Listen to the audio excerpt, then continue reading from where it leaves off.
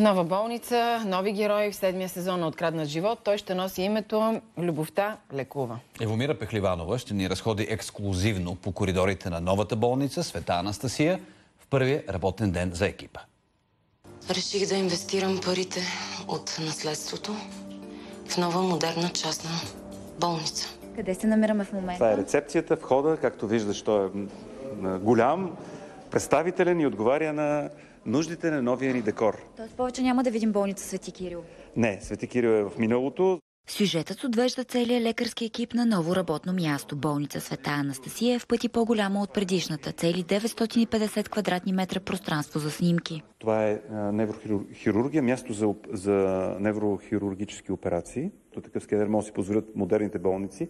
То е последно поколение. Това е направено от декор, от нашите художници, декоростроители.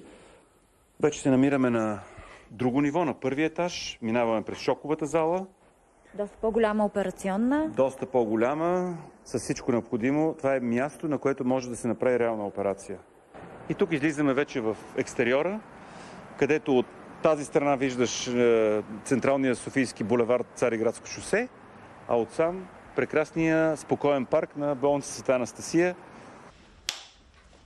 След сезон отсъствие на екран отново ще видим актрисата Ралица Паскалева в ролята на доктор Галя Стилянова. Не само, че Галя роди в сериала, аз Ралица родих в реалния живот и беше много смешно, защото всъщност началото на снимки бяха на деня на моя термин. Чисто съвпадение, въпреки че аз не вярвам в съвпадения и някакси нямаше как да съчетая двете неща. Мотото "Любовта лекува" ще е на фокус през целия нов сезон на сериала. То не е, че до сега нямаше любови в Откраднат живот, но може би да кажем, че в един по-оптимистичен план, по-светъл план, не толкова драматичен, ще бъде развивана темата за любовта.